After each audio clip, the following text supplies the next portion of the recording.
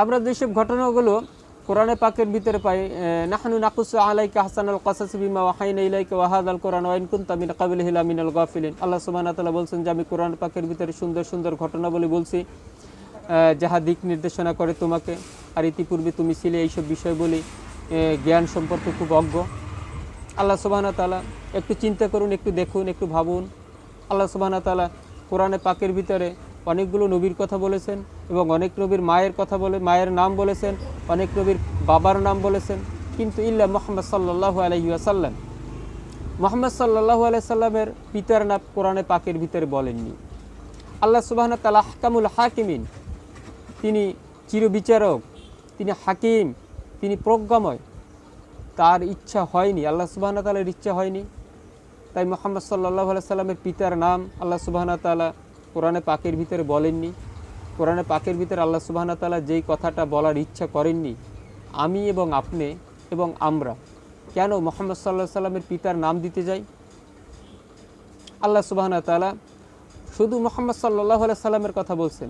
কোরআনে পবিত্র কোরআনে পাকের ভিতরে ঘাটলে মানে ভালো করে পড়লে দেখা যায় মুহাম্মদ সাল্লাল্লাহু আলাইহি সাল্লামের সাথী হযরত যায়েদ ইবনে হারেসের কথা কোরআনে উল্লেখ আছে, বাকি কোনো সাহাবীদের কথা উল্লেখ নেই কোরআনে।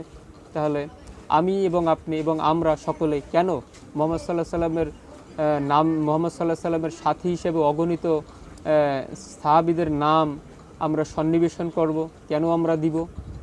আল্লাহ সুবহানাহু ওয়া তাআলা বলছেন নাহনু নাকুসু আলাইকা হাসানাল কাসাস, আমি তোমাদের নিকটে সুন্দর সুন্দর ঘটনাবলী আমি বর্ণনা করলাম। আমরা কেন দিতে চাই? আর এইসব নাম দিয়ে, এইসব দল দিয়ে, উপনাম দিয়ে আমরা বিভিন্ন রকমের মানুষের অনুসরণ করতে যাচ্ছি হাদিসের নামে। আমরা এগুলো কেন করি? আল্লাহ সুবহানাহু ওয়া তাআলা বলছেন নাহনু নাকুসু আলাইকা আহসানাল কাসাস বিমা ওয়াহাইনা ইলাইকা ওয়া হাযাল কুরআন ওয়া ইন কুনতা মিন ক্বাবলিহি লামিনাল গাফিলিন। এইসবগুলো দিয়ে, এইসব সাহাবীদের নাম দিয়ে বিভিন্ন রকমের হাদিস সংরক্ষণ করা হচ্ছে, বিভিন্ন রকমের কথা সংরক্ষণ করা হচ্ছে, বিভিন্ন রকমের খবর সংরক্ষণ করা হচ্ছে। এগুলো দিয়ে মানুষের ভিতরে শুধু বিভেদ তৈরি করা হচ্ছে।